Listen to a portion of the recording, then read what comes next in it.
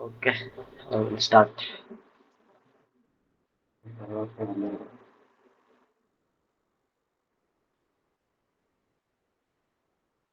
Okay, so we are in the 10th week of this course, and 10 weeks are completed, and we are in the 11th week.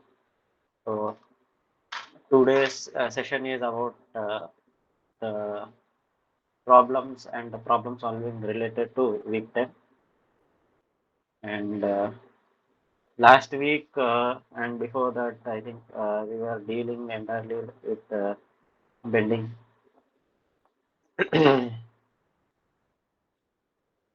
And in this week, we have come to unsymmetrical bending and a little bit of introduction about unsymmetrical bending. Just a list of how things happen, and we also had, I think,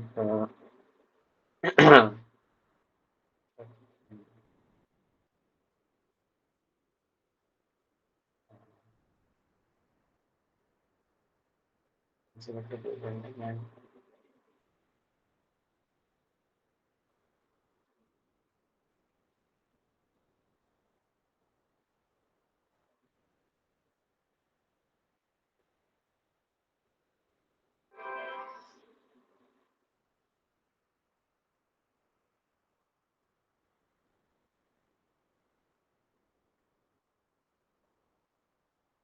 yeah, and some problems related to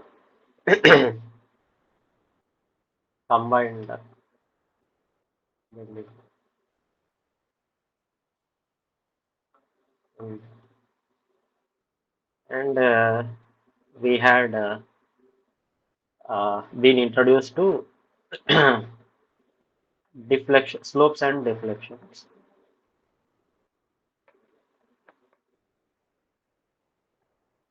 So there are like various methods to get the slopes and deflections. I think we only got to learn about uh, one. One is double integration.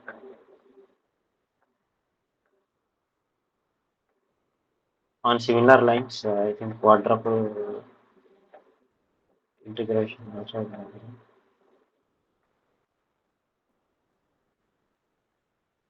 And the other thing was moment area method.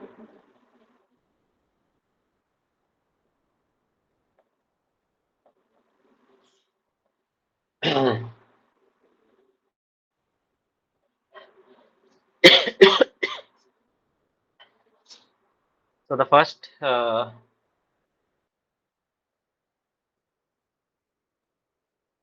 thing is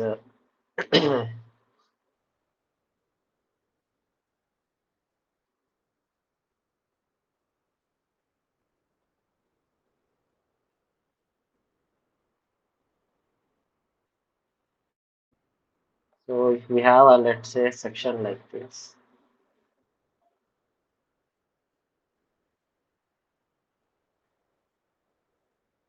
So this is y-axis, this is y, and this is z.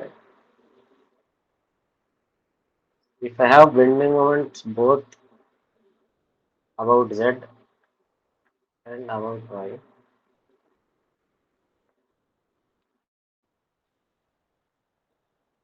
unsymmetrical bending happens. Unsymmetrical bending occurs. So here the beam bending out two axes, two perpendicular, mutually perpendicular axes, and due to this unsymmetrical bending occurs. And traditionally, we only have MZZ. This is our neutral axis. Earlier, when we were dealing about only with one bending moment, our Z axis, this was our neutral axis. Neutral axis meaning the uh, bending stress is zero bending stress is zero on this line. But when we go to unsymmetrical bending, neutral axis shifts something like this. So this is the neutral axis in unsymmetrical of this section. It's not exactly, but it's not horizontal like it was before.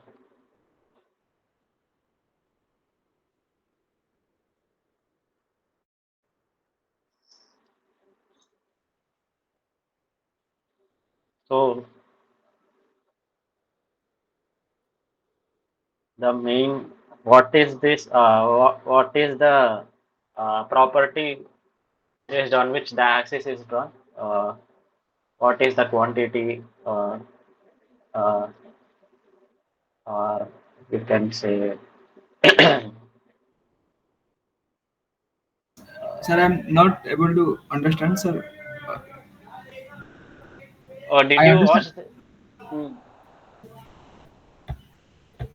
Now, what did you you ask, sir? did you watch the lectures? Yes, sir. Yes, I was. Okay, okay. So what is neutral axis? Like what? When do we say neutral axis? So the axis where it is, we don't feel any, uh,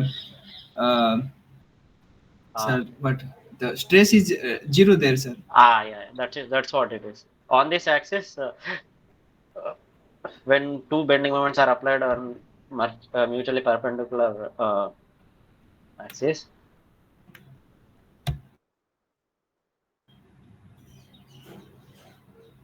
here the bending stress becomes zero like this. Yes. Yeah.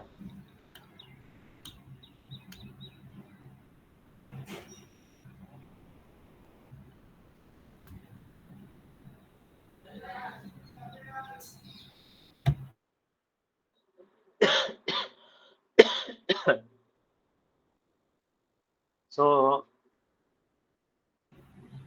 Sir, I have one doubt, sir. yeah.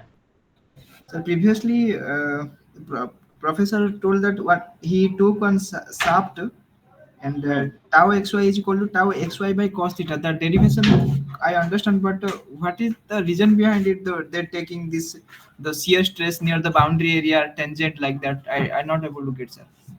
Okay. So if we have let's say beam like this,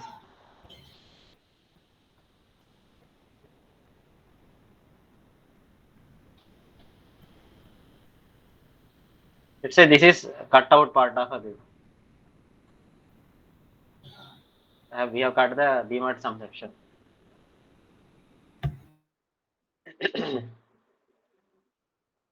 So on this section, if you see, so generally what we do, we take this uh, planes and we get the shear stresses, right? On Yes, this sir. plane there is some shear stress. On this plane there is some shear stress. Different horizontal. And similarly, uh,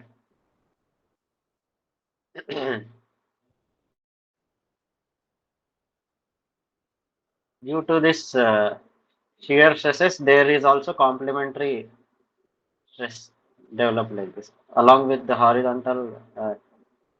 Like let's say if I take an element like this here, this element, if I have got this, along with that there is also a complementary stress, right? Yes, sir. If I have a shaft like this, uh,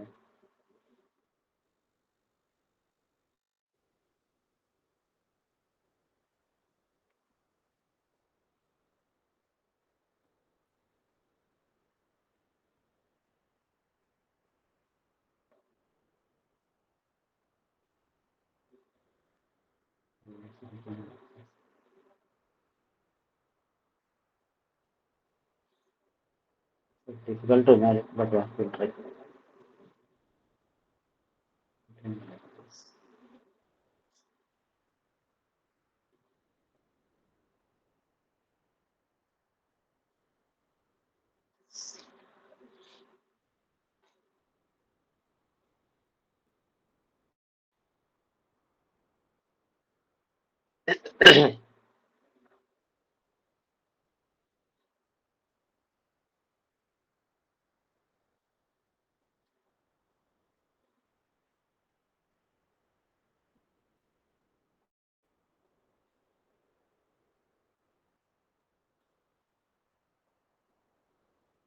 Uh,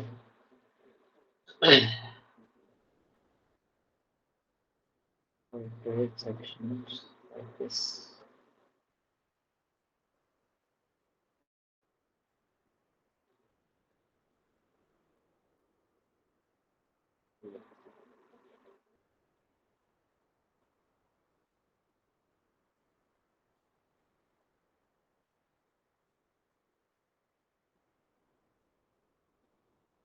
See, on the neutral axis, if I take this small element, Yes, sir. this is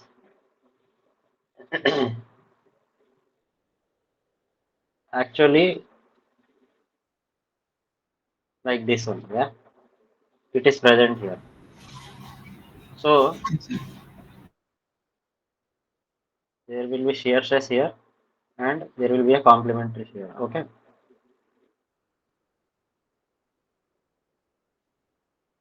do you get this? Yes, sir. Yeah. But but if I go up,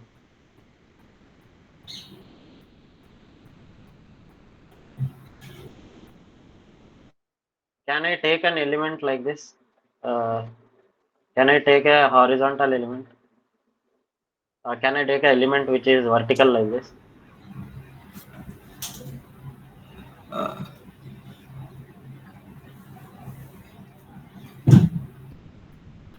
Uh, let's say, let's say, see, this is a circle, right?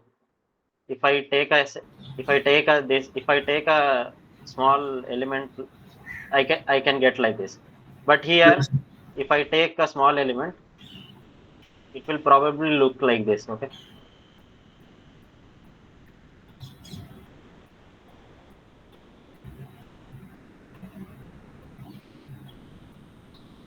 I cannot take a small element here,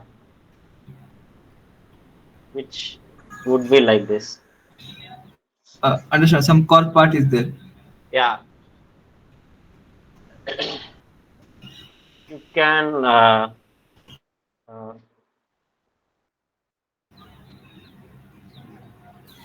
Understand, sir. That much. that's what. Yeah. So that's why here shear stress. If I take like this, it doesn't like satisfy things like zero stress on the free surface and all these things on the free surface. And also due to the element thing also we can see. So shear stresses we can take like this, like radially, as professor explained in the class.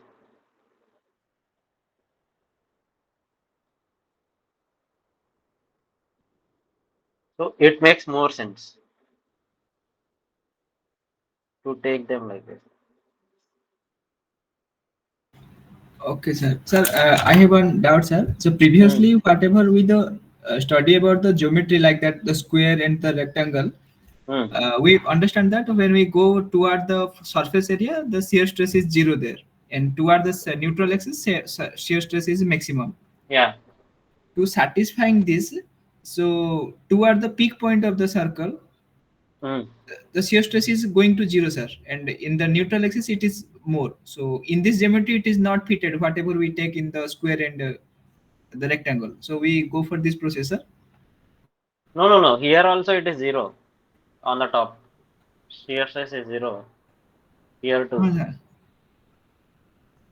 On the Understand, top sir. it is zero, but it is very complex. Here and here it is zero.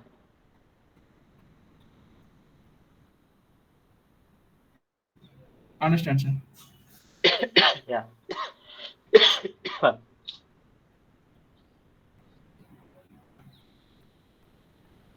But sir, it is And little apart from the zero. It is not exact zero, na sir, because mm, it is somewhere above the periphery of the point where have you shown. Uh, about the periphery, what point like So two dotted this? line you two dotted line you extended na sir at the Ah, meet yeah, at yeah, the yeah. Yeah, so okay. so there must be some shear stress is there in the circle peak point. Uh-huh. Mm,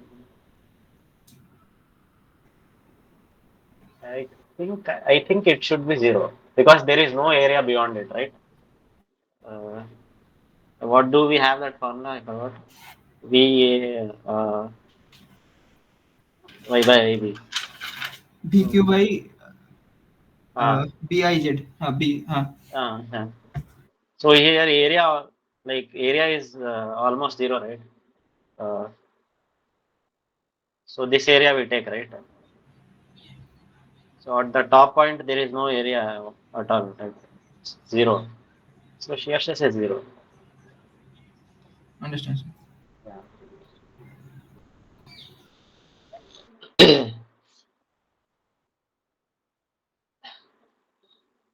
Sir, when we bend a beam, Hmm. uh, so the cross sectional area wise shear stress is zero at the top, Yeah.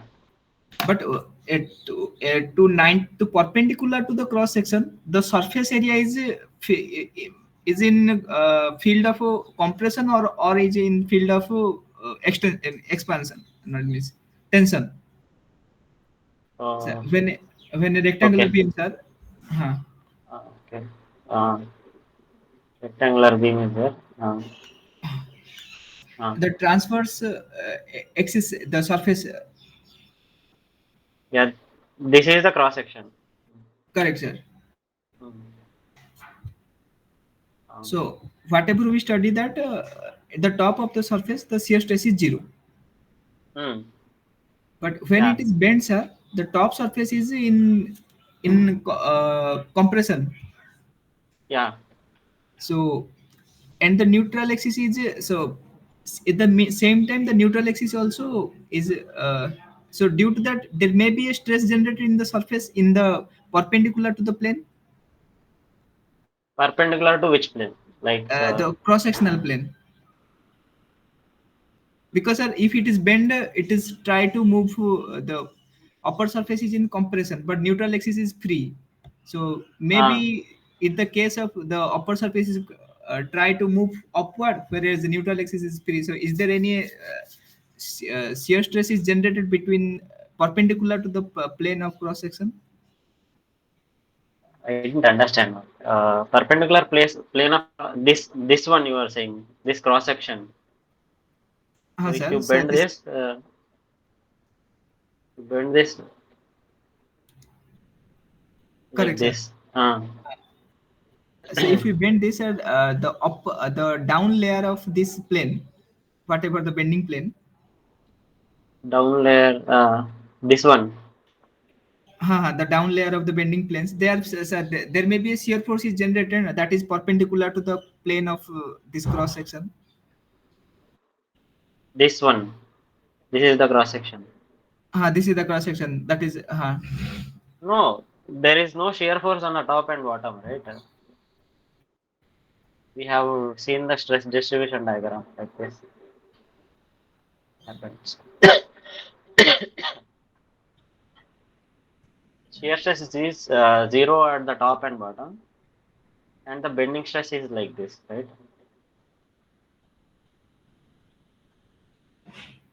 Bending stress is zero at the neutral axis. Shear stress is zero maximum at the neutral axis. clear, sir. Uh, that what you are asking or something else? Like I am not able to. Am I No, not sir, able to means understand? I think I'm approaching wrongly, but now it is clear, sir. But whatever we study I understand, but I assume my assumption is little wrong, I think so. Maybe I check it again, I ask, sir. Not a problem, sir. Okay.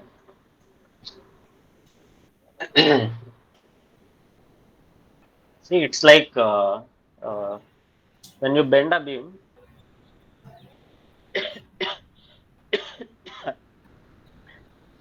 obviously here there is no shear. There's no if there is pure bending, there is no shear. But if there is shear force is there, so this shear is just imagine like this beam has different layers, right? Small layers. Imagine like this. Very small. This is shear is this friction between these layers.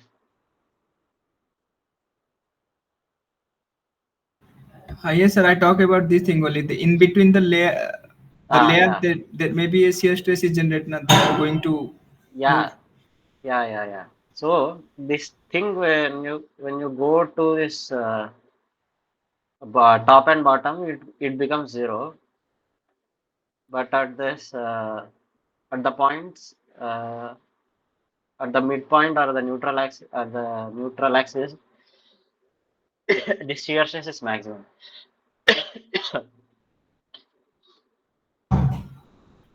Understand, sir? Yeah, just because it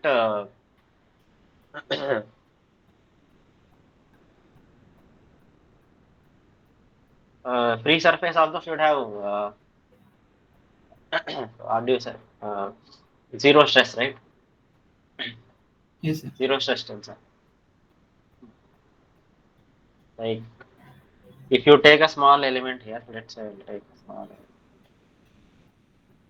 take a small element here. Okay, can you imagine this? Uh, Yes, sir. so let's say I'll bring this element here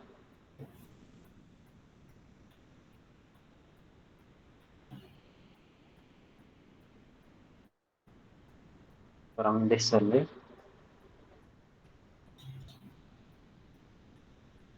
So cutting and taking out. So if there is shear force, if there is shear stress here, there should be something on the top too, right? Yes, sir. For countering this. But there is no shear stress because it is a free surface, right? Yes, sir. Yeah, Understand, sir. yeah.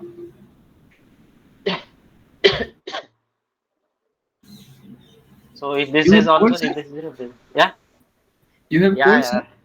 I have told.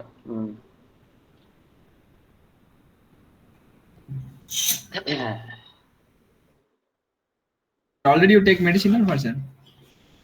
Yeah. So now it's like I was ill 2 days back, so now I am fine. It's not like that much.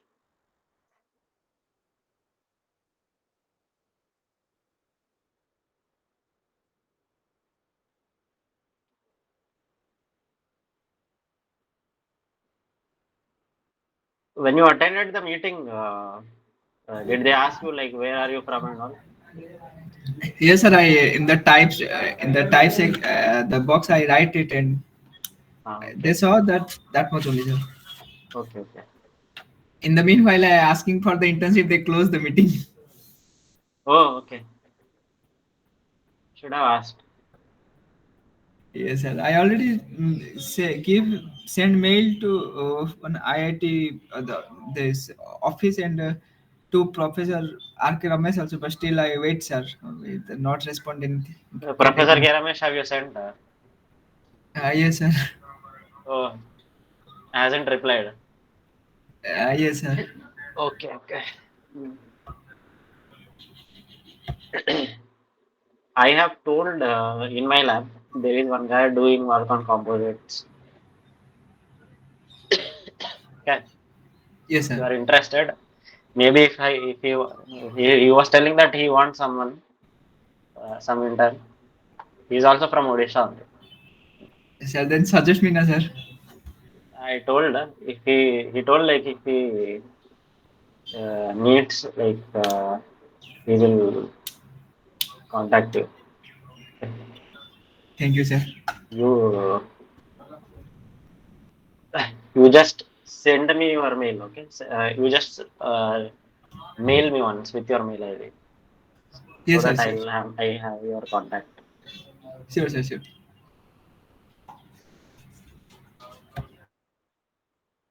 So is it mandatory for you to do internship something like this?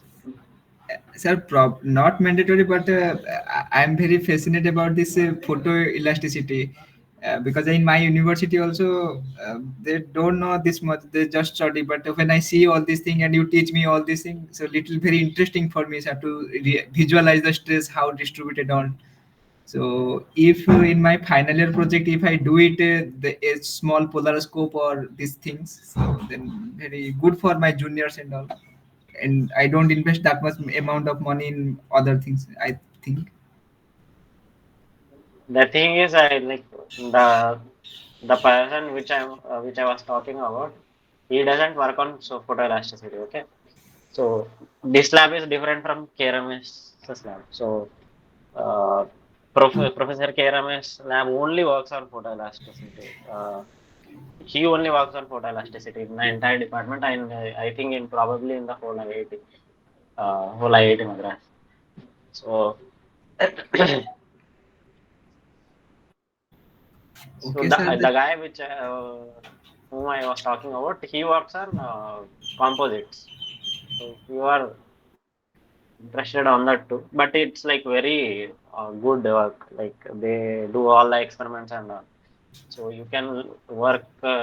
You can learn a lot of experiments, how to use different machines, fatigue testing, tensile testing, all these things you can learn. Manufacturing of composites. There is also a lab which in which they make composites. All these things you can. No problem, sir. Then I'm agree, sir. Anyhow, if I got the chance, I go to Madras, then I will go. Yeah, like there is also 3D printing of composites. All this stuff. Like very good lab. Anyhow, sir, if I go means I can talk with about. Can I visit the photo elasticity lab also? Is that not a problem, no, sir? Yeah, you can visit it. That's not a problem. You can visit and talk with the lab Yes, sir. people there. Probably they can. Uh, Probably if you talk now, you can come maybe next year something like that. Sure, sir.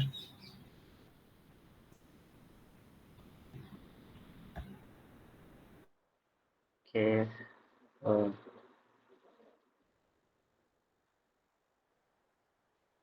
this variation. So if uh,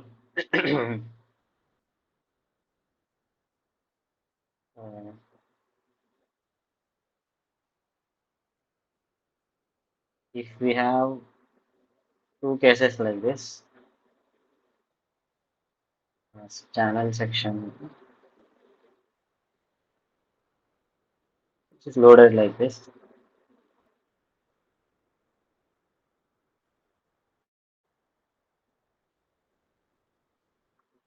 and another channel section which is loaded like this.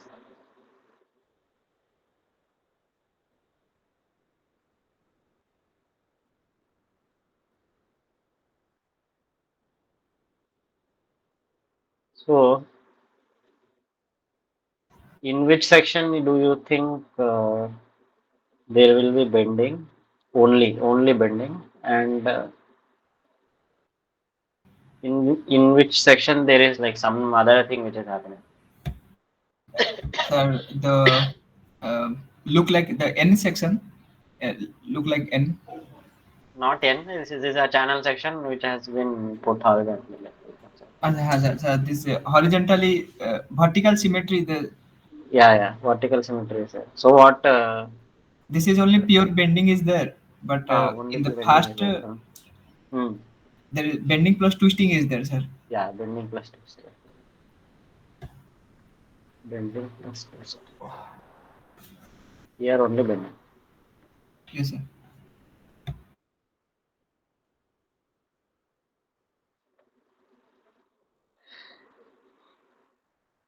Okay. Now let's see some problems. and think some deflection. So if we know the flexural rigidity, right? So if flexural rigidity increases, what do you think? If flexural rigidity of a beam increases and load length everything is same, so what do you think will happen to the deflection? Exactly, Will it it is less increase? deflective. It is less deflected. Okay. Yes, sir. Like you are saying that Uh, it it will will be be more resistant and less yes, deformable. sir. Yes, sir. Yeah. So can just use this simple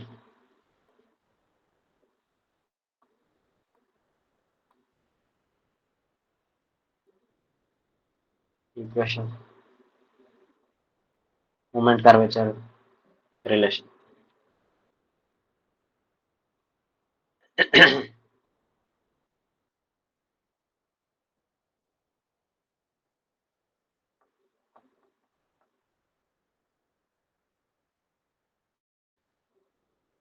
So if you integrate this, double integrate this, uh, you will get something like 1 by a plus c1x plus c2, something like this.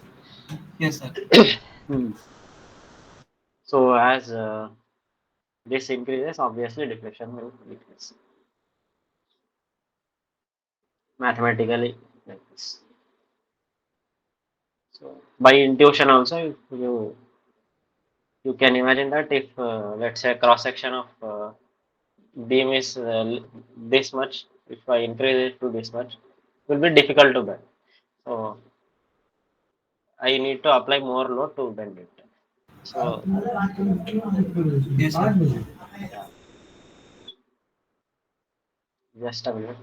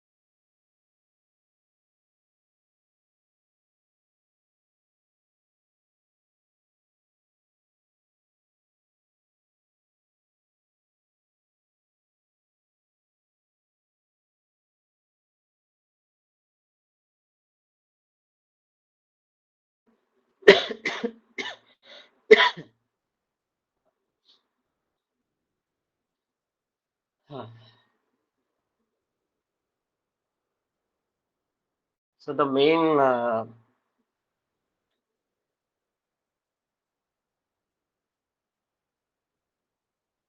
most important thing, uh, when we design any structure, there are two things. Uh, Probably, I think uh, three things are very important. Uh, One is safety, the other one is serviceability, and the other one is you can say economy. Uh,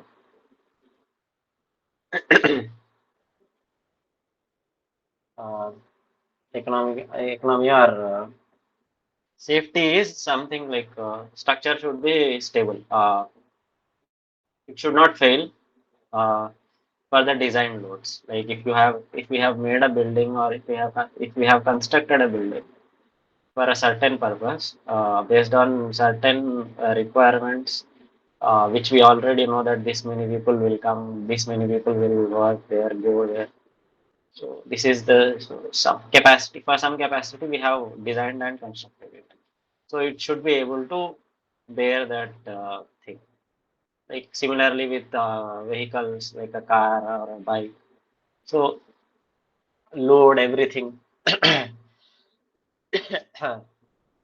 all the loads that uh, go on to the vehicle are taken into consideration and the design is done. So it should be able to take that without any damage or also without any failure. So first thing is safety. Then we go to serviceability. Serviceability is it should be like I cannot make a building I cannot you cannot just make a building roof with a uh, cloth like thing, right? So people should be able to walk because it will bend like this. Like you can get a curvature. So uh, so you cannot have large deflections and all these things in a building. So these kind of things, deflections, excessive deflections, undesirable deflections, all these things come under serviceability. So people put like different acceptable deflection limits, all these things in serviceability. And then the other thing comes is economy. So it's not like if we want to design a structure. We want to design the best structure, but it's not like we go beyond we will put all the money and everything. Like I cannot uh, over design it, and so I have to optimize all my resources because the resources are limited. Workforce, everything is limited, so I have to optimize it and make the structure stable, serviceable, and also economical. So, so this deflections come in this part. So earlier we have seen like the safety, like stresses and all we have calculated. That comes to safety thing. So this is deflections. So like, this part you will probably I don't know. I think in mechanical engineering maybe operations management is something which you have it.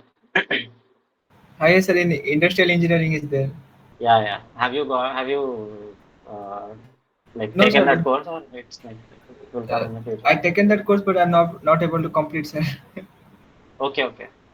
You get this optimizations and all that, Okay, sir. cost optimization, all these things. Sir, I have one question, sir. Yeah. Sir, now the like that the professor told that in the nuclear reactor and where radiation is more, Mm, so we give extra amount of a factor of safety. yeah.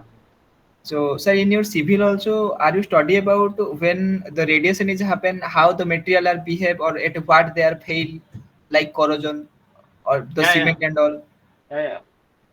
In concrete technology, it may, or you can say building materials, uh, it is studied. Like they do all this research, like all the chemistry related stuff.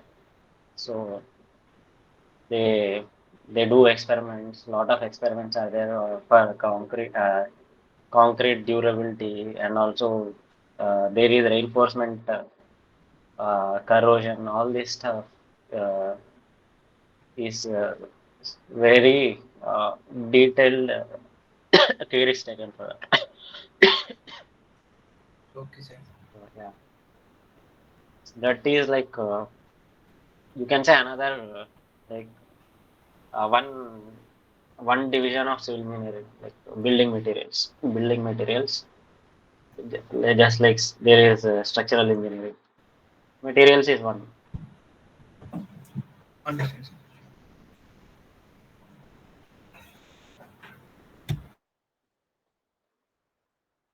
So let's say if I have two cantilever beams like this,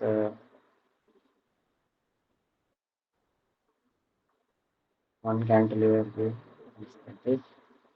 and I have another cantilever beam, another cantilever beam, uh,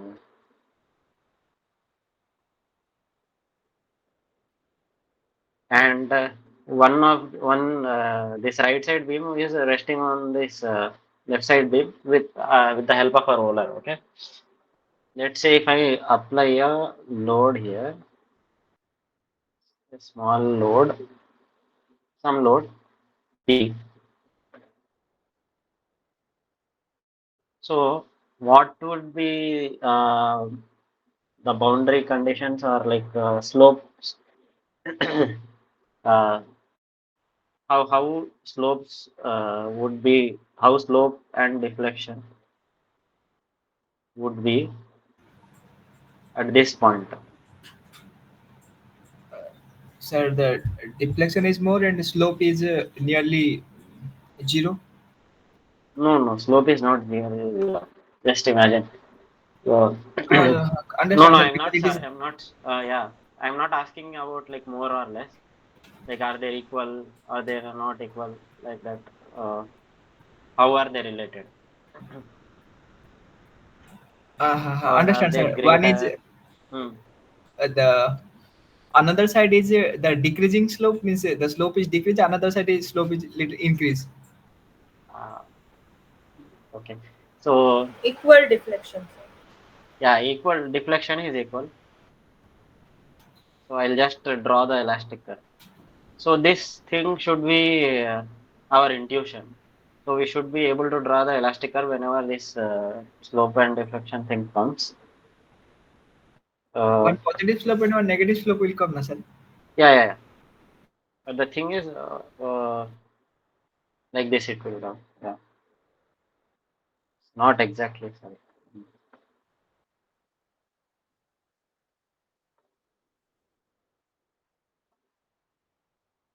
So like this exaggerated, and here it is like this. This will be the elastic curve. Somewhat, uh, you can say it will look like this. So deflection at this point for two beams will be equal, but slopes are not equal here. Okay, slope for this is different, and slope for this is different.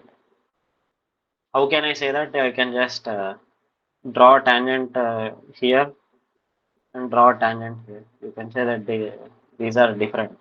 So slopes are uh, slopes are not equal. Deflection at the deflection for both beams at that point are equal. Like if I had a continuous beam, then my probably like without this roller, if I had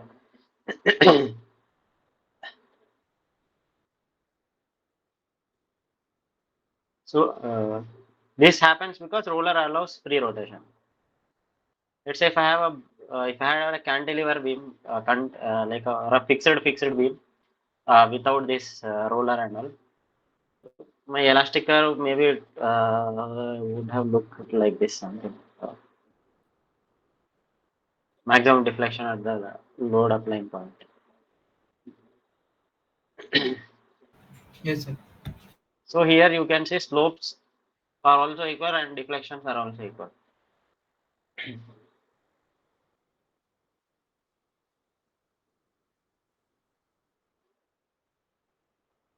Let's say, okay,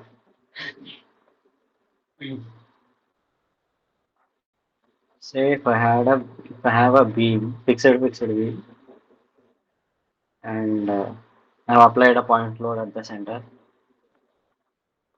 So what are the boundary conditions at A and B?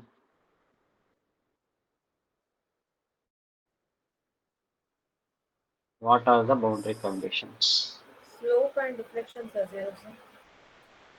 at both? Sir, Both deflection ends. is zero at A and Hmm. slope is there. Slope is there. Okay, deflection is Deflection zero. zero. Deflection is zero. Okay, and what about B? Uh, Same, sir. Why do you think deflection is slope is there? No, no, sir. Why do? Slope is not slope also zero, sir, because it is fixed. Yeah, yeah, Both and boundary condition is yeah. So the thing is, you don't just remember that just because it is fixed, this thing should be zero. Sometimes you might forget this. The best thing to remember these things is by intuition. So when a fixed end is there, at that point beam will look like this and it will be like this. So elastic curve should be in your mind, which will help you. At the fixed end, it should be like this. As professor showed you in the class, right? So he bent a beam and he clamped it with his hand. So, Yes, sir.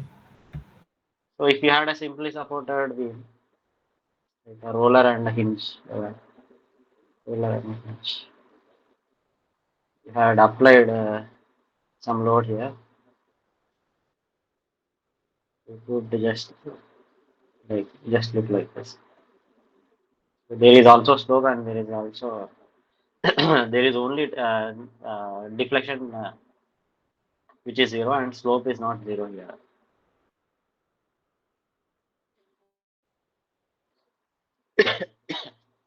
So the thing is very elastic curves. You should be able to draw approximate. It's like it's not like anybody will ask you, but it will help you use a nice intuition for doing things.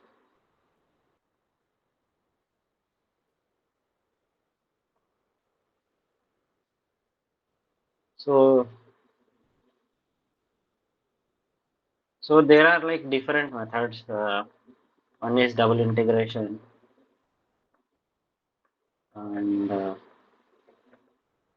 one is quadruple integration. Quadruple integration. This is movement area method, which is a graphical. It's not so useful and I think it is. I don't want to say method of superposition and energy method. See the last two methods we are going to learn next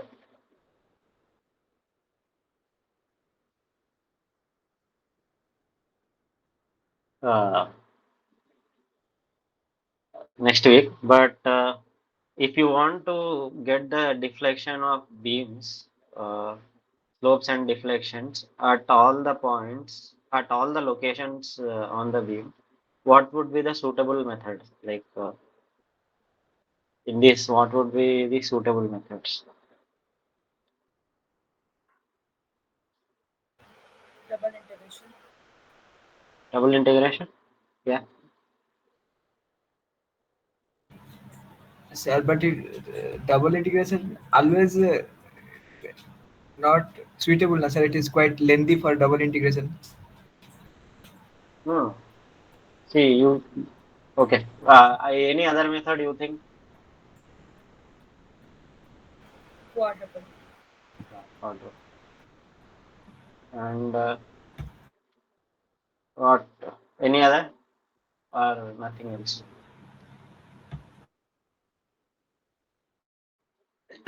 No, sir. Only two, sir. Okay. So the thing is, if I have a beam, there is some load. So I want to know the deflection and also the slope at each and every point. So at this point, at this point, at this point, at this point, at this point, at this point. So that, as you said, double integration may be lengthy to do and all this stuff, but it will give you a expression using which you can evaluate the slope and deflection at different points on this beam. And also, which is the thing will same thing can be done by the quadruple integration, like which is moment curvature relation, and also we can also use this for quadruple integration. So this can also be used for statical indeterminate structures, the second one. So here you can directly integrate and you can tell after integrating, like there are some lot of things which we have to take care, like if the load is varying along the length of the beam.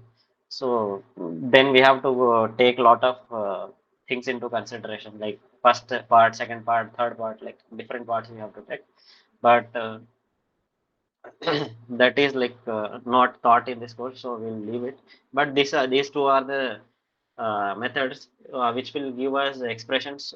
Using that, we can find out at all the points on the beam what is the slope and what is the deflection.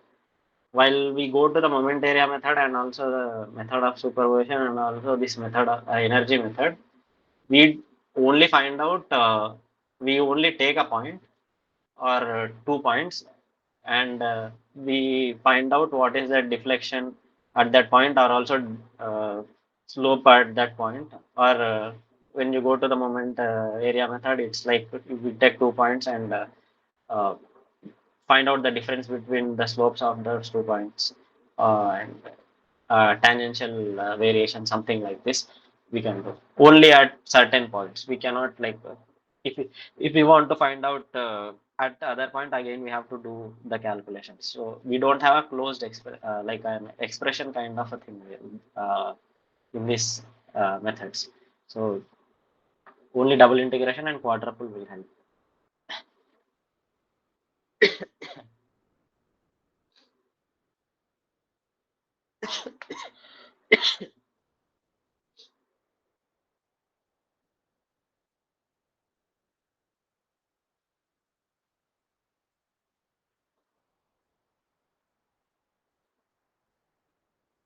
So if I have a cantilever beam,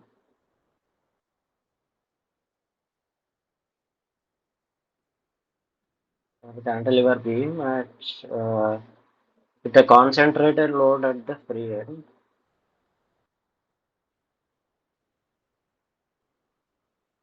and it has a square cross section.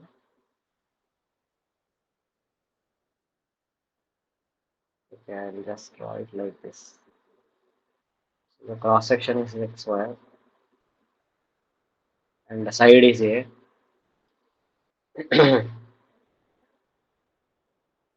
Some load is applied.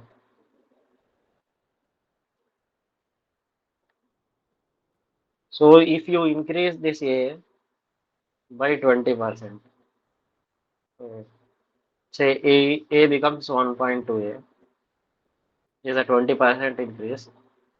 So the square dimensions are increased.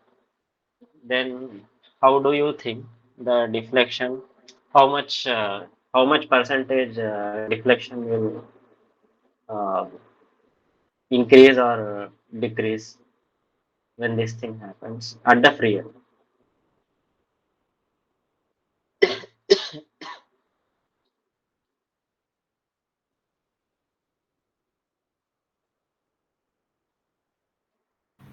The deflection reduce, but need to calculate how much percent.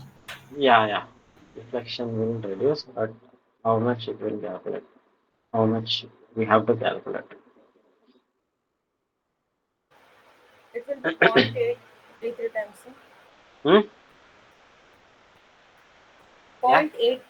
It will be 0.833 times. 0.833. Okay, just see.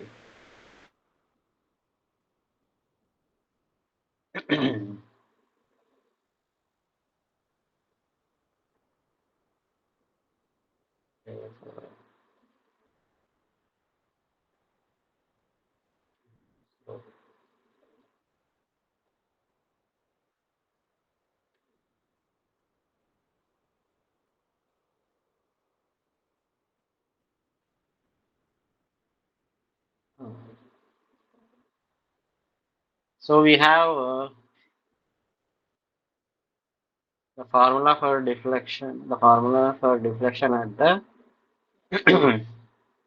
free end of a cantilever beam, for which load is applied at the free end, is PL cube by 3EI.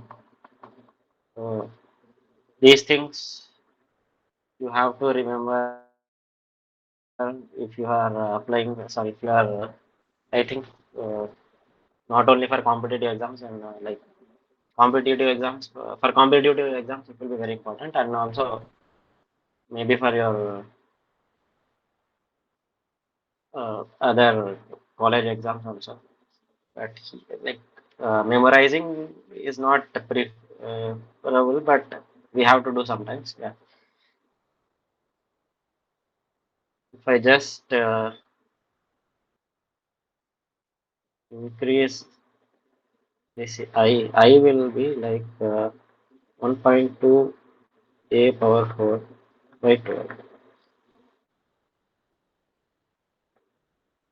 Our This is our new I. Okay, I will just say I am. So 1.2 power 4,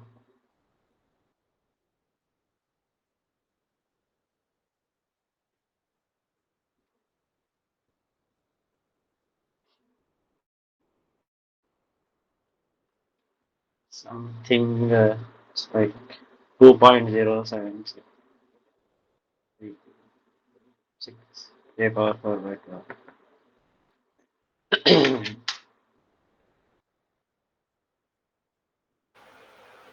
Sir, isn't only the base increased by 1.2? No, no, no. Both. This is a Oh, okay. square. Okay. So this is one side, and the other side is also like A is increased by 20%. Okay, sir. So this is let's say new deflection minus the old deflection. Wait, by the way, I'll just try it like this.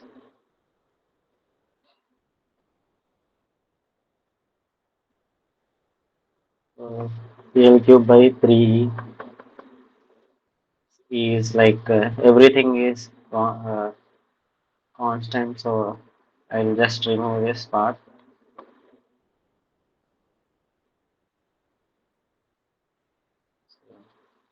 Will only remain with this.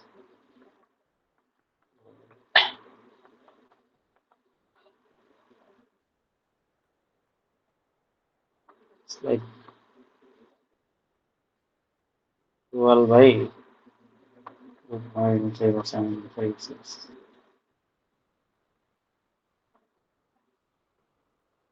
12 by 804. 12 by 804. Again,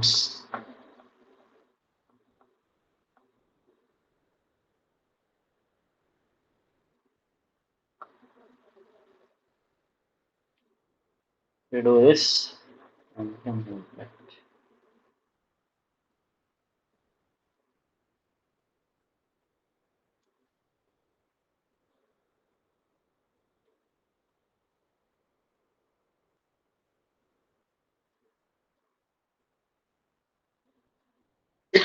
This is around minus 0.15177. So, which is around 51.77%. So, deflection is decreased by 51.77%.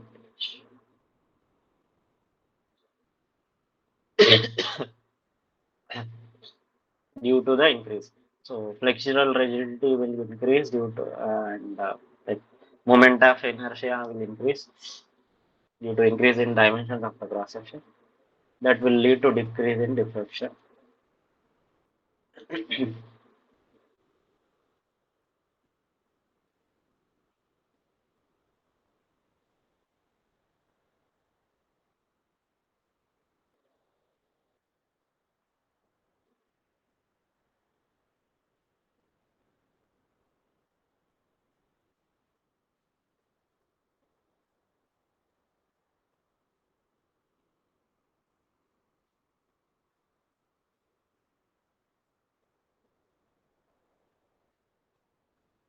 Say if I have a simply supported beam like this, like earlier what we have seen, and, and if I take a point here and a point here, and let's say if I have some uh, two stress states. One is like this, and one is like this. The other like this.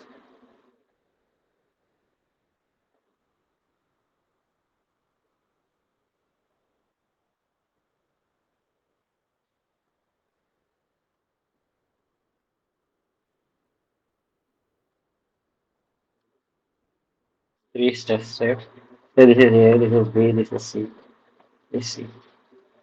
And let's say this point is M and this point is M. So which stress states represent the points M and N better? in this in this four options, which one do you think? A and B, sir. A and B. A is for which one and B is for which one? Sir, A is for M, B is for N. Yeah, good.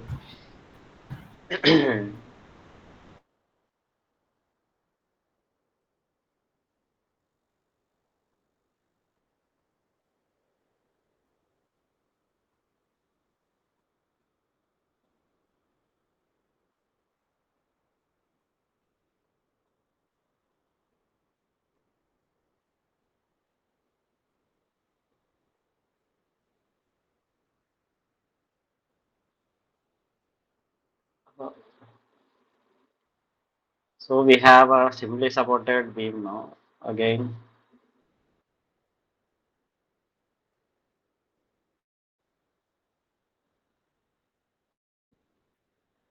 the,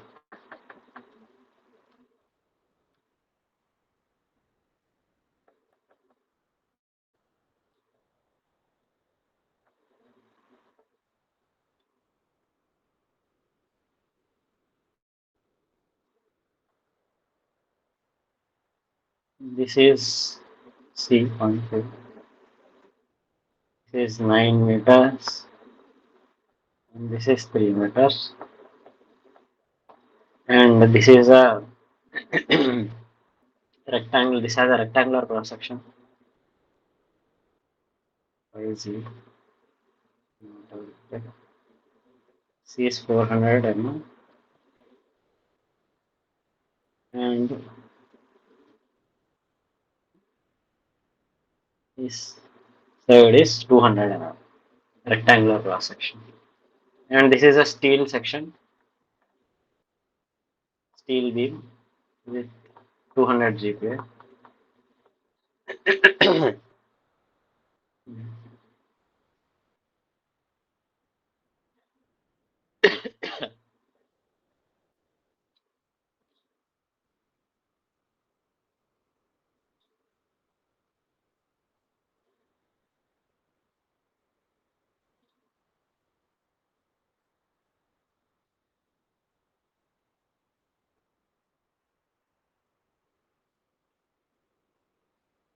So we have to find out what is the slope at A and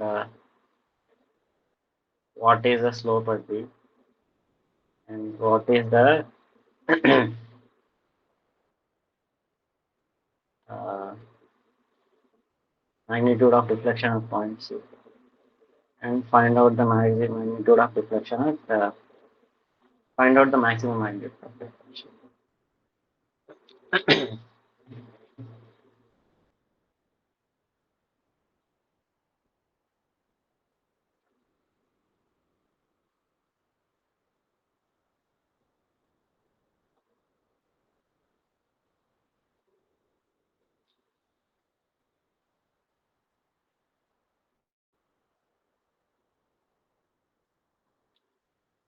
So we'll first let's say calculate I. So it will be helpful for us. So 200 into 400.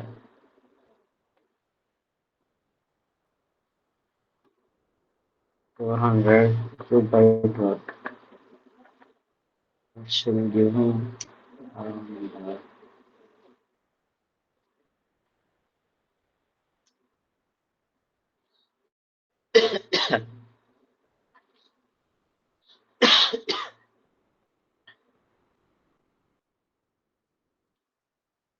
into 106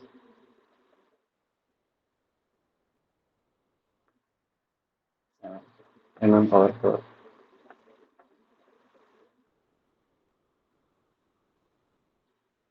This is our I.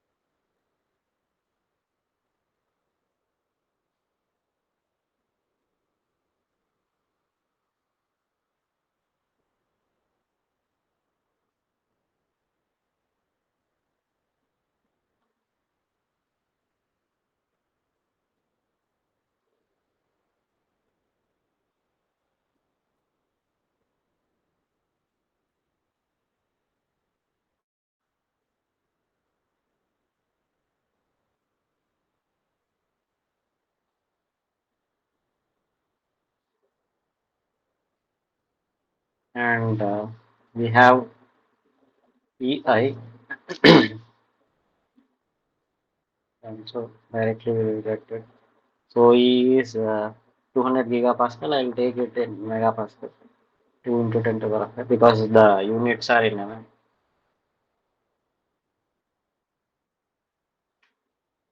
So that all these things are get done. So this is something around 2.133 goes on into 10 to the power of 14. 10 to the power of 14. So this is my EI. So now I can use moment curvature. Sorry, not moment curvature. You can use moment curvature too, but it will be good to use double integration method. So firstly, we have to find out what are the reactions at A and B. So reactions are simply like yeah, reaction at V is equals to 50 into 9 by 12, and reaction at A should be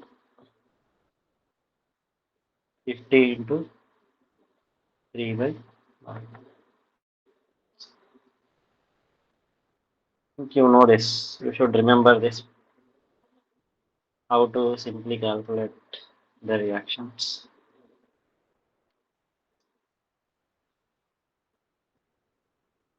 This 37.5 kilonewtons.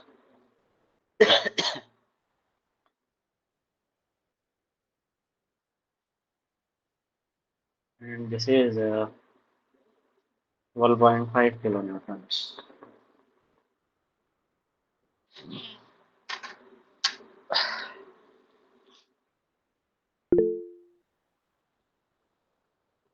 So now what I'll do is I'll just take this part. Okay, from here to here we'll see. If I take a section here, that section uh, moment at that section will be, let's say, x section.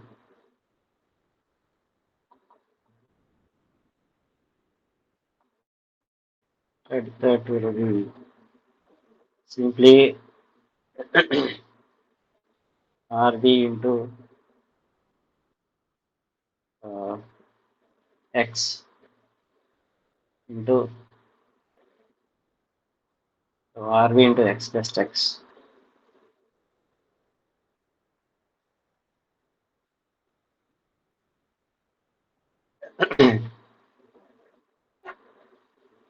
So RB is 37.5 kilonewtons. I want this in newtons because everything else is in newtons. Yes.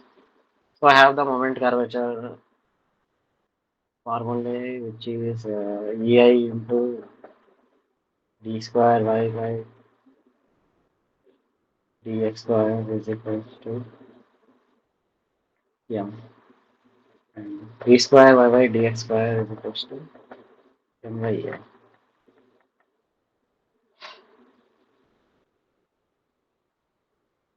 So I know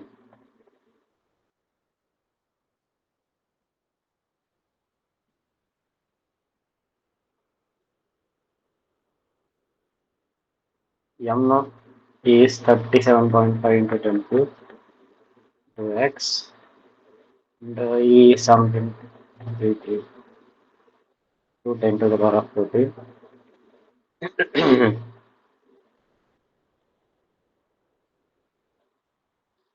What else? In by yeah, that's it. So if I integrate it first,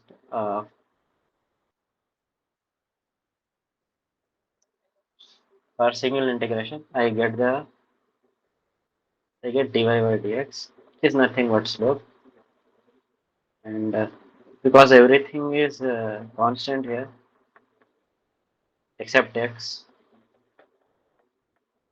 just take it out and do the integration. You get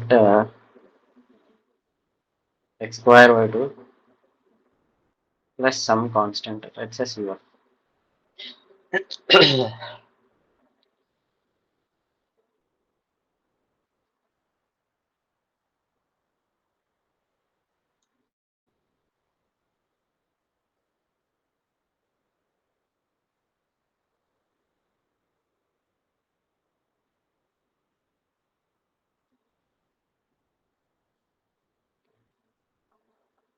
We'll integrate it again.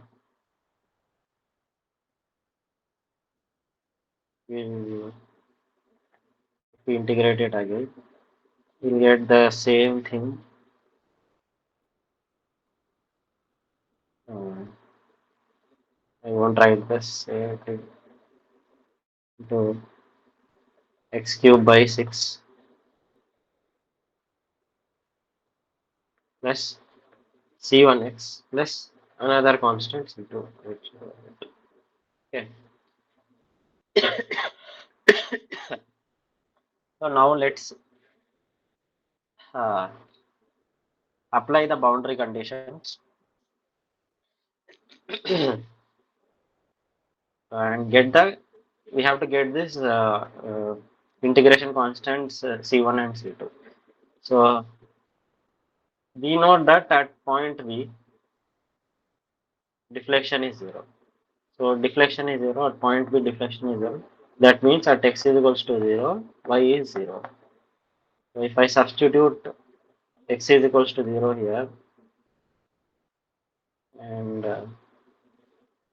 also I also know that y is 0, so I get c1 into 0, everything here 0 plus c2. So eventually I'll get c2 is equals to 0, and then again we have to go to find out c1. So we have to find out what is the slope. So, we have to find out something which we can do with this slopes to find out c1. So this is the slope expression. You can see that here it was given in the diagram, simply supported load is applied somewhere. So whenever load is applied like this, uh, our intuition should say to us that the elastic curve for this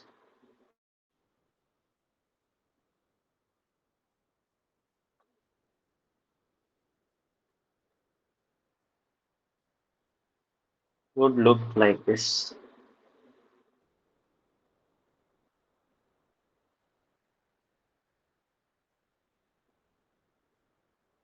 So here at this point, deflection would be maximum, and also slope is 0 here.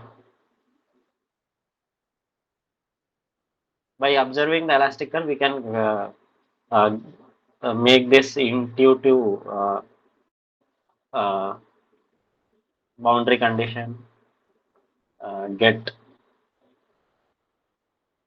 to solve for the either elastic constants here. So at x is equal to 3 meters, y dy by dx is 0.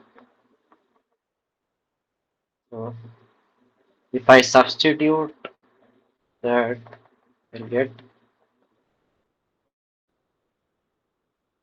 something. This is 37.5 into 10 cube into 2.133 into the power of 14 into this thing. I have to substitute 3 here in mm because I have taken every other thing in mm. So being careful. Right. Plus C.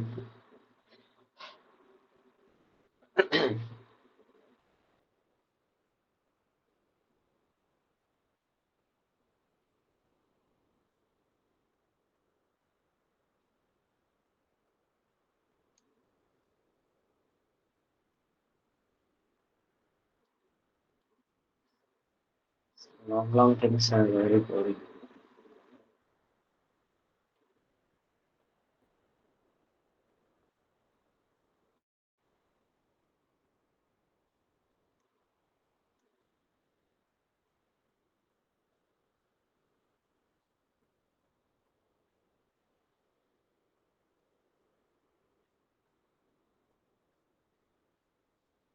So I'll get C2 as something minus 7.91. So yeah, 10 to the power of minus 4. So this is the value of C1, C2. So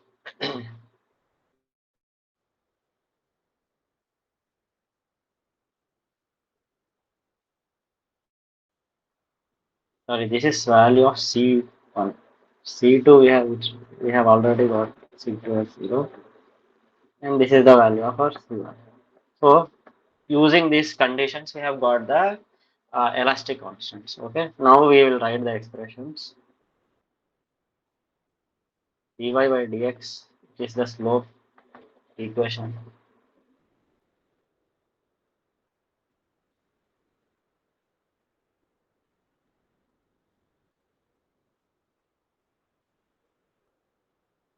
This is equal to 1.7878 into 10 to the power of minus 10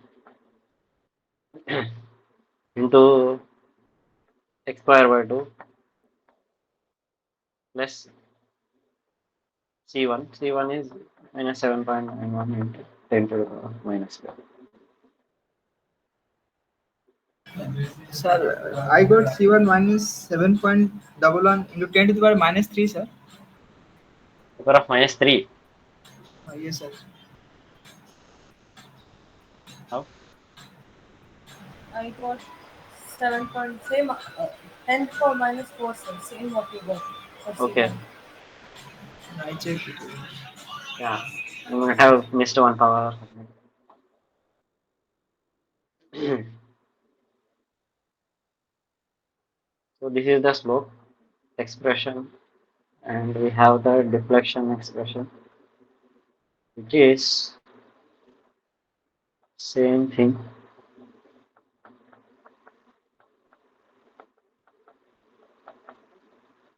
Instead of this, we have x cubed by 6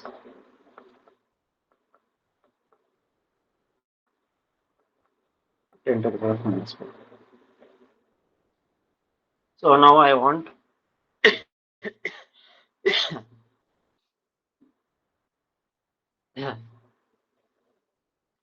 what is the slope at B? The slope at B is simply I have to put x is equals to 0. Slope at B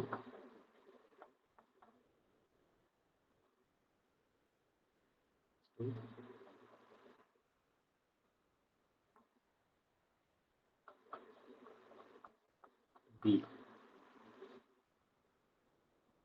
minus 7.91 into 10 to the power of minus 4. So in radians, this is the slope at point B. Let's check.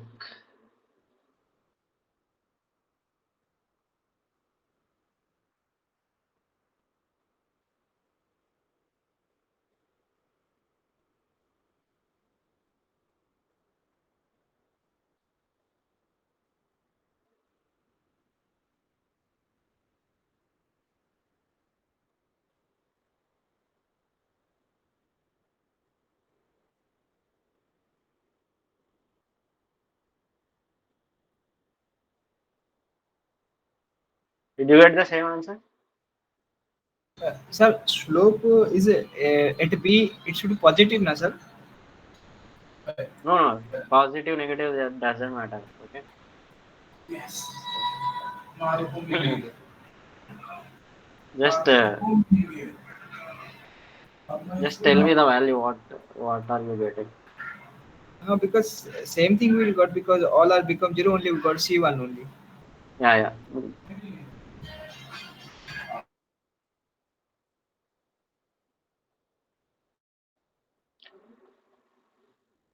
Let's check.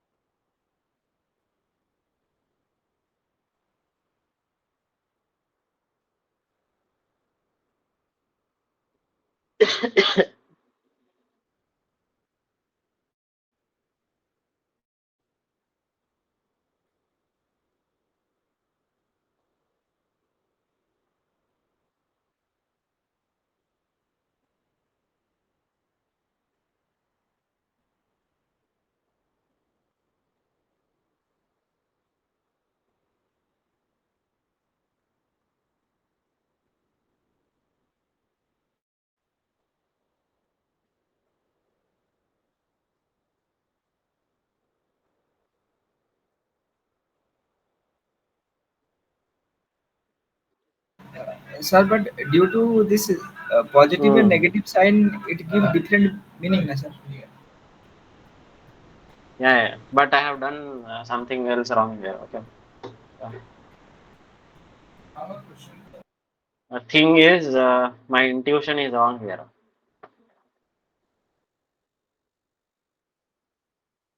This is not maximum at this point.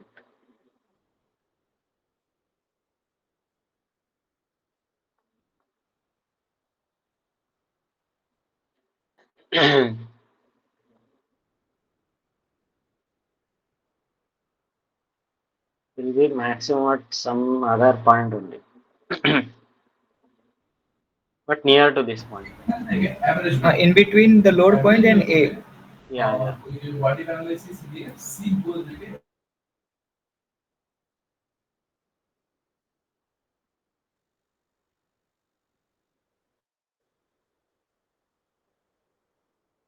So, somewhere here you can say this is the maximum point, and we don't know where this point will occur. So they like there are formulae and everything available. Let's say we don't know this. Okay, what I'll do is now up to here we have for this section we have taken. Now we'll let's go to this section or let's take the section here only.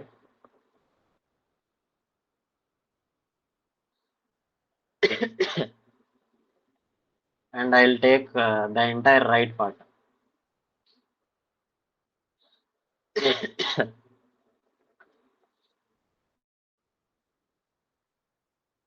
Now the bending moment will be like RB into X minus, we have this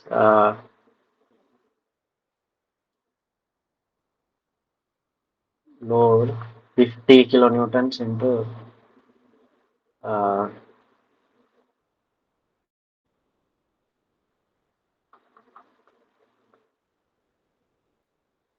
X minus 3. So X minus 3, I will write again X minus 3.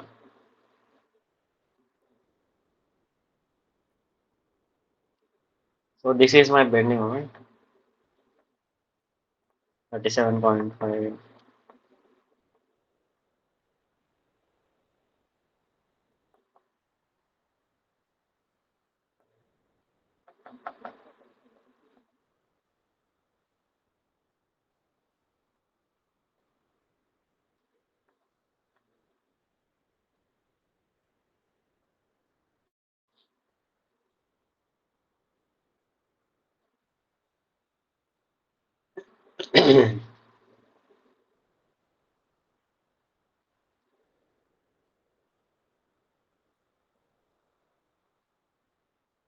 Okay.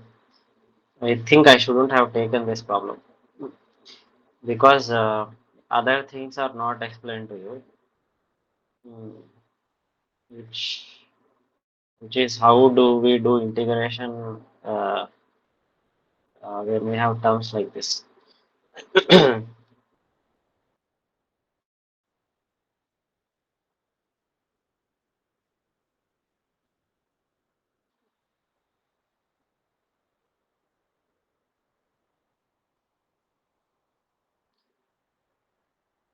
Hmm.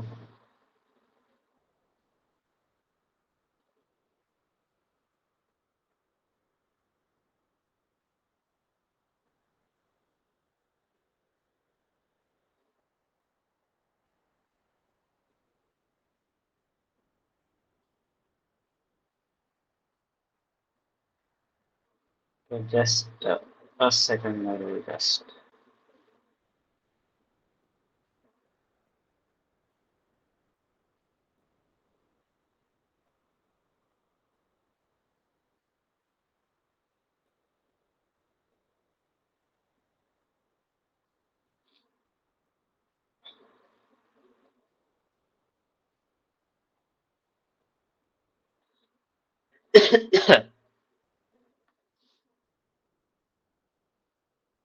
Ah,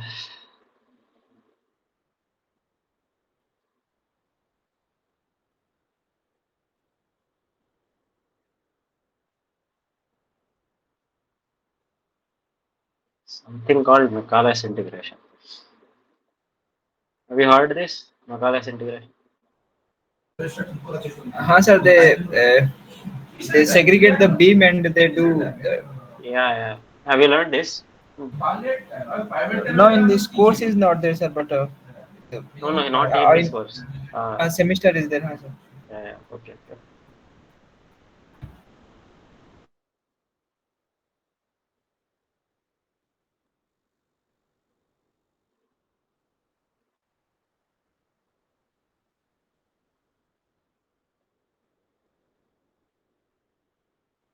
The easier thing for this problem is moment area method. Okay, sir. Simply taking this.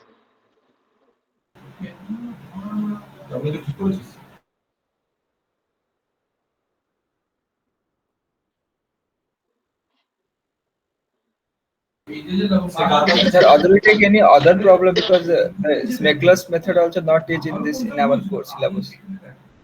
Yeah, yeah, okay.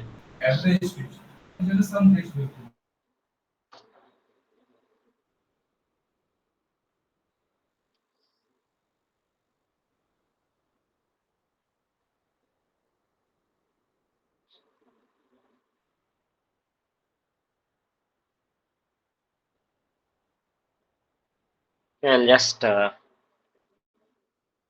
tell you how to do it in moment area method. So moment area method is we have a beam with a load, some load, and we draw the bending moment diagram for this.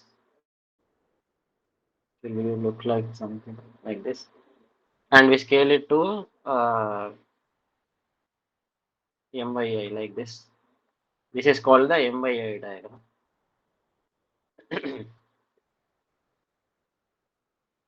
And obviously we have to draw the elastic curve also. It's very important.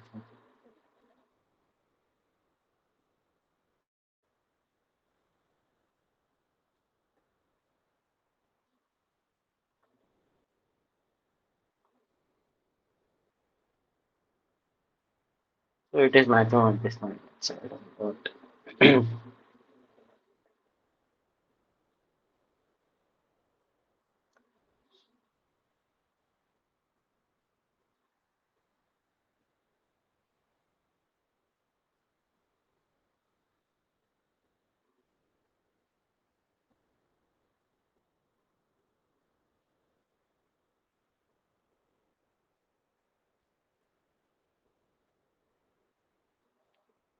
using this also it is like not certain because we don't know what is the maximum point.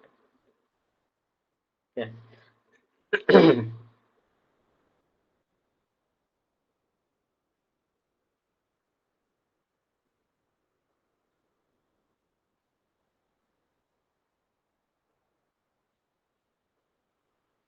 Okay, we'll deal with this problem in next week.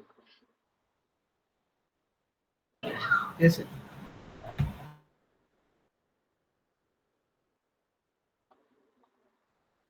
Uh, there is also another simple technique called conjugate beam method, but I don't know if professor will teach that.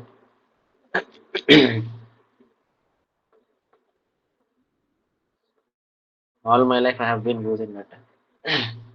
Have you heard of conjugate beam? No, sir. Okay, so that is the actually easiest and shortest method because especially if you are doing stuff related to competitive exam, it will be very helpful.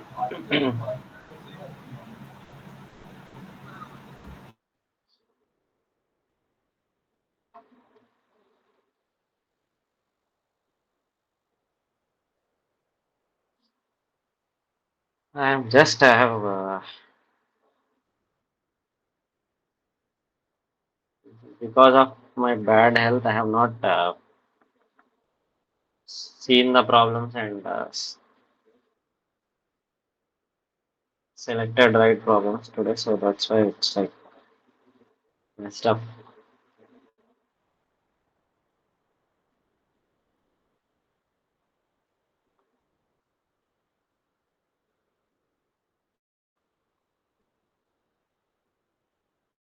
So if we have a UDL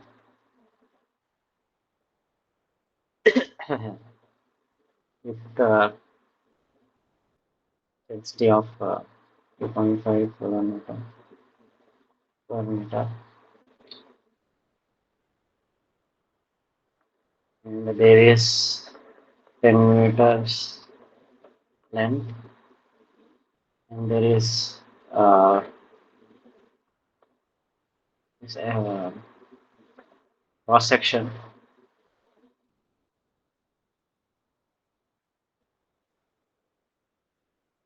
200 depth and 100 width.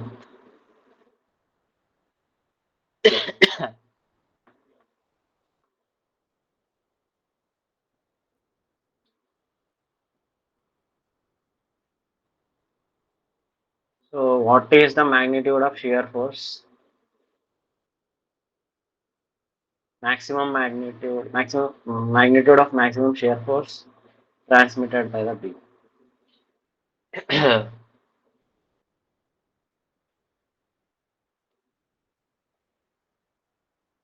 First question is that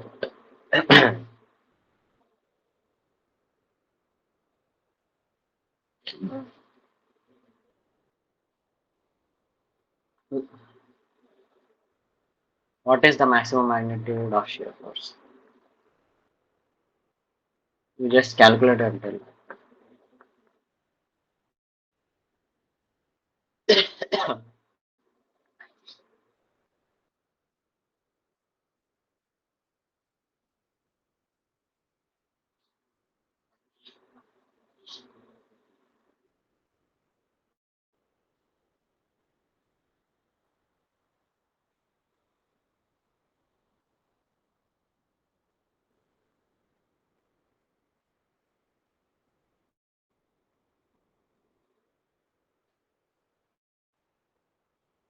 Have you guys calculated?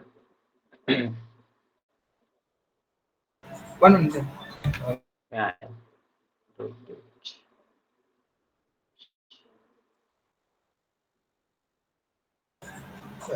12.5 is there. 12.5.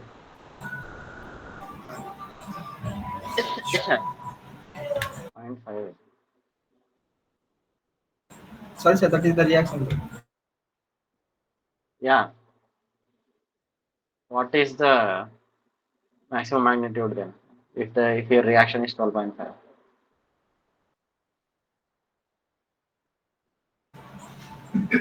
Shear force.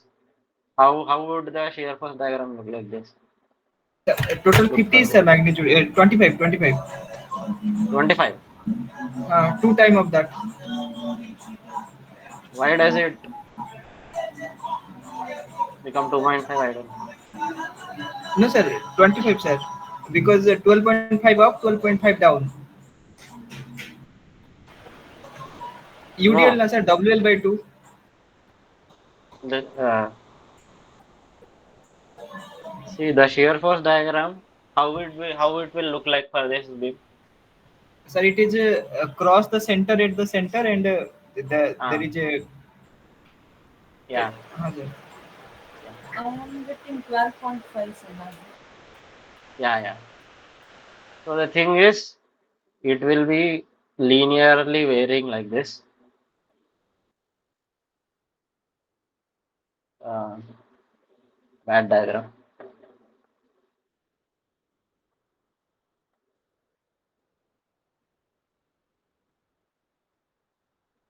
And maximum is at both the ends. 12.5 kilonewton positive and 12.5 kilonewton negative, like this. So the maximum magnitude is 12.5 only. So you should not sum it up both because we take shear force only at a particular section, right? Okay. Understand, sir. Yeah. Uh, what would be the maximum bending moment in this beam?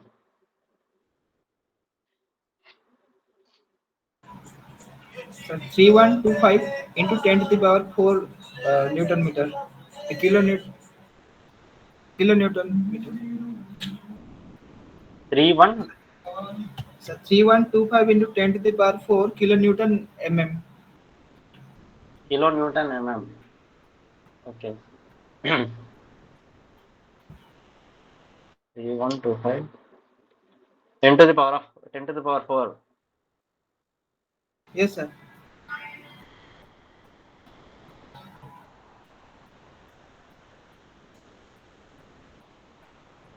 think something is wrong. Okay. Just check.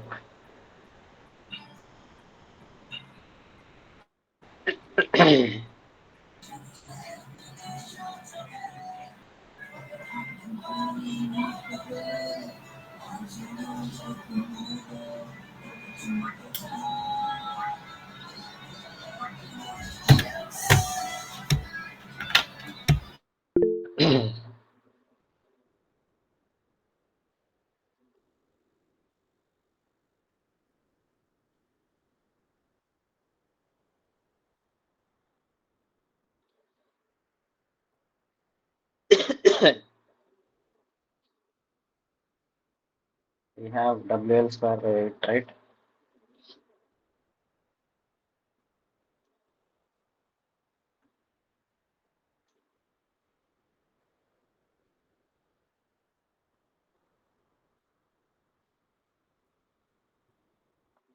Maximum bending moment is 31.25 kilonewton meters. Then why did you get like 312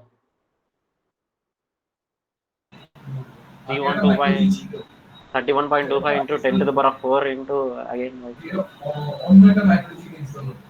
So that is in mm, sir. if I take in mm, I'll get 3125 into 10 kilonewton mm, not 10 to the power of 4.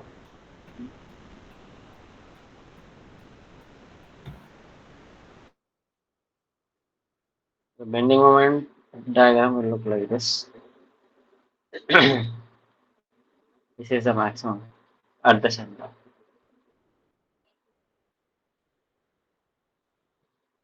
So next thing we have to get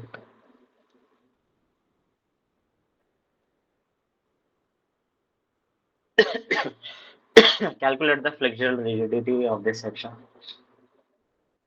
So let's think I have not given. This is steel section, and here the value of E is 210 GPa. So now calculate what is flexural rigidity EI.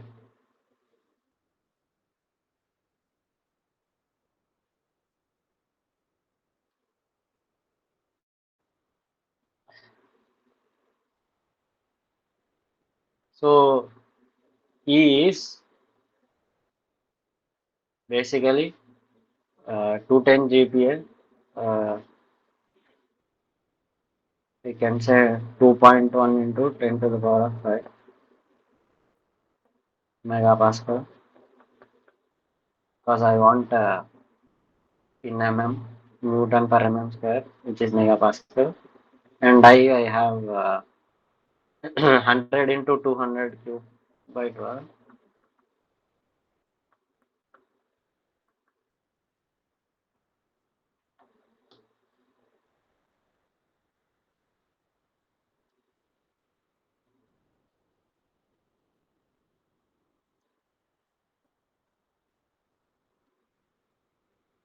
I'll get, mm, I'll just multiply this difference.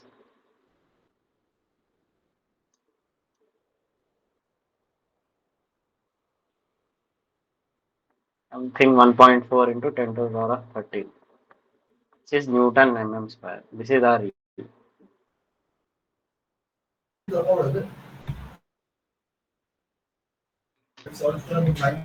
Get it? Yes, sir.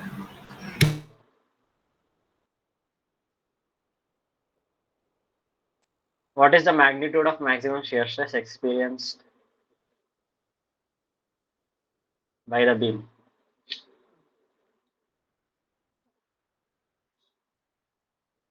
What is the magnitude of maximum shear stress? Tau max.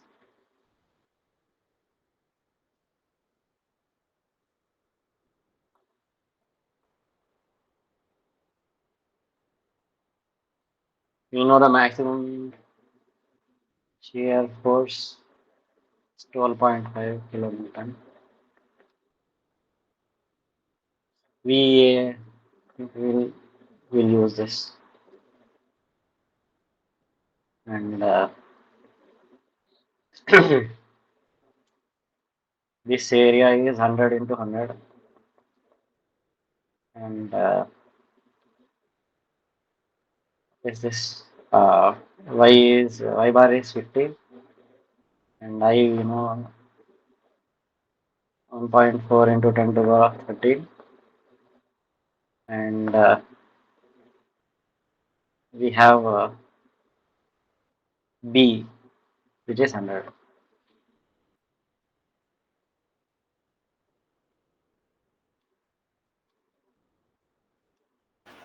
So I is not 1.4, sir.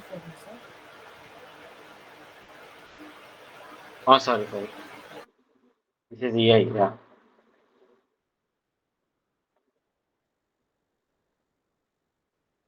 I is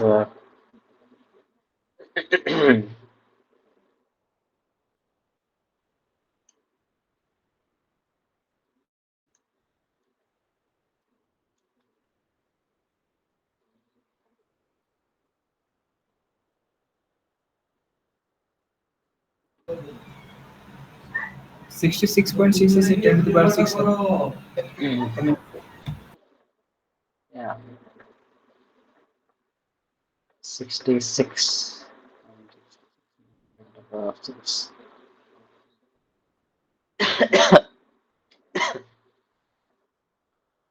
We have tau max.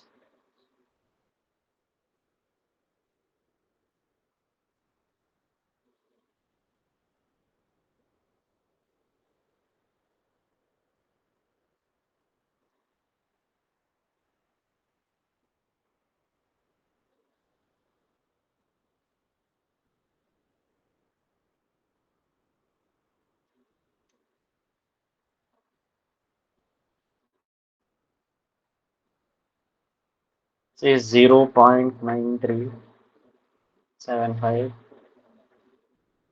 megapascal. This is the maximum shear stress on this.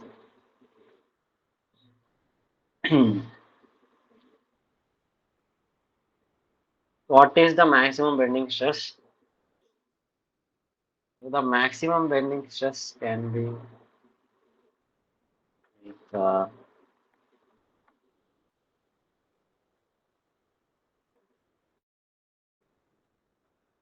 M maximum bending moment y.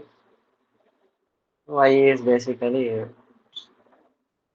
y max.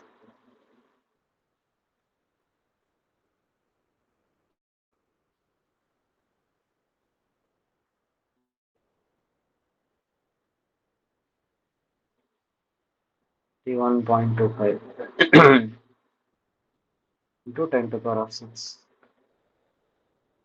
Newton mm.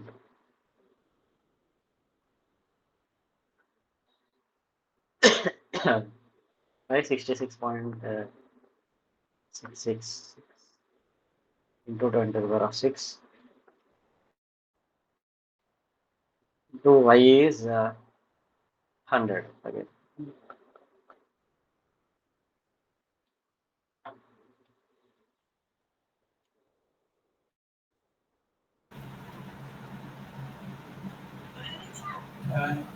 So why we 15 as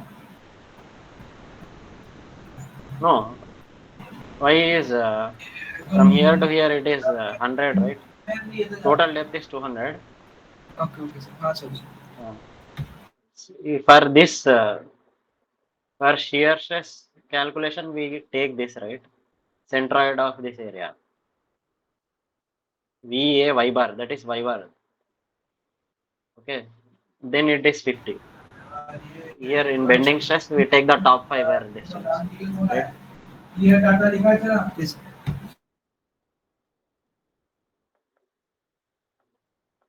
So 46.87968 megapascal.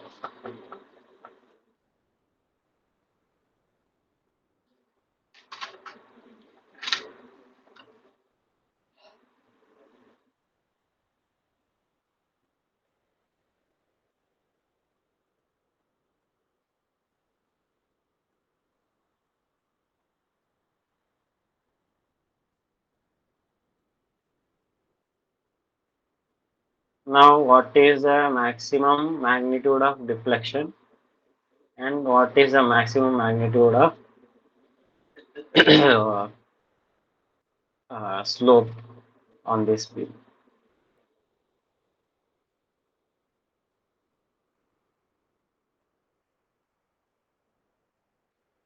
So the maximum magnitude of deflection, I will not do the whole derivation part here, is for this, it will be at the center and it will be equal to 5 WL power 4 divided by 384 EI. It's a very important thing to remember. Ah, and I can directly, do we have 2.5? 2.5. L is 12, 10 meters, right? 10 power 4. EI is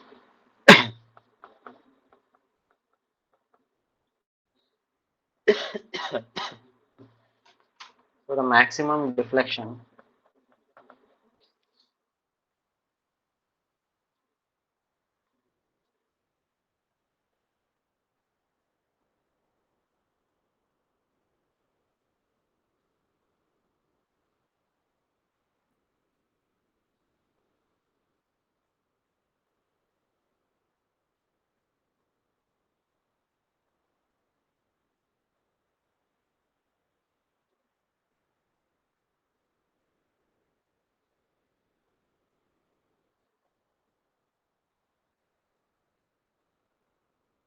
something like 23.251.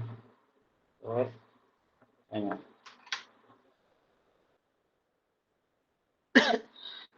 Is this right? Yeah. This is the maximum deflection in this bit, which happens to be at the center of the bit. And now we have to calculate the maximum slope. And maximum slope will occur at the both the endpoints of the bit. And theta max, and this can be given by WL cube by 24 EI. This is also a thing to remember. Like you can make a table of all the standard formula and remember.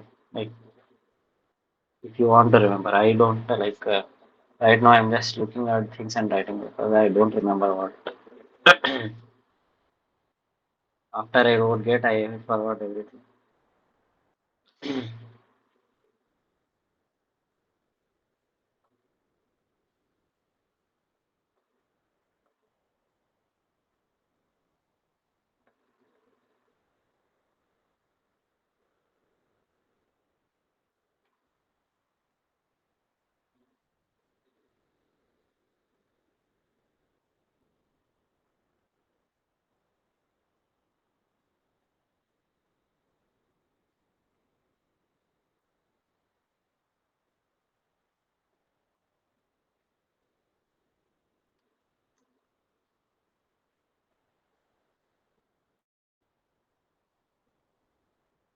Okay.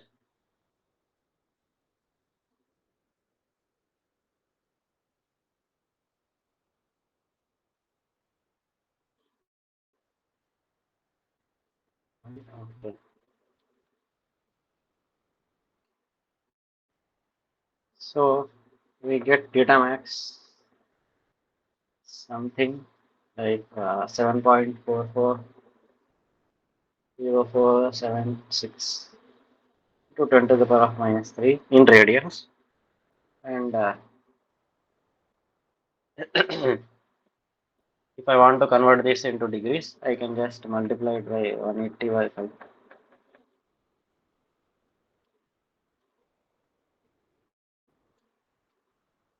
I'll get 0.4263 degrees. So this is my maximum slope on this bit.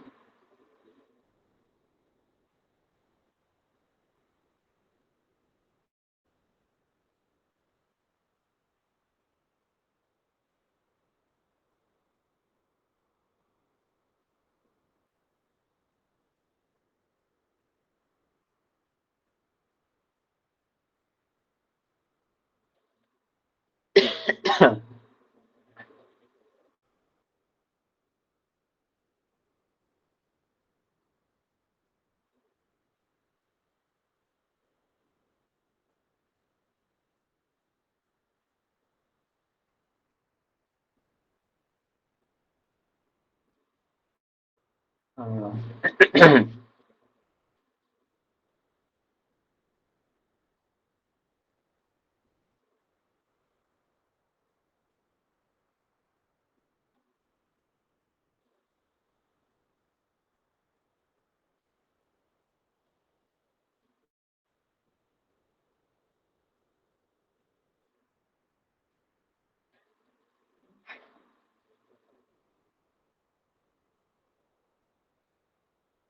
okay.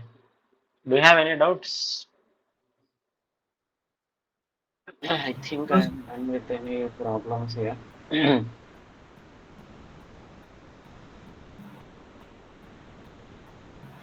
No, sir. Okay. Uh,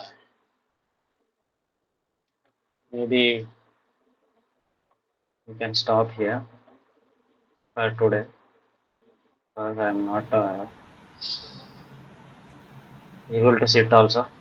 Probably we'll discuss more about deflections, some more kinds of problems, uh, complicated problems and all in the next class. And yeah, now your health is quite good, sir. it's better, but I'm feeling like Or due to energy is fasting very also. low. No, no, I'm not fasting. Like I have stopped fasting. Because health is not good. So energy is low actually. You take rest, sir.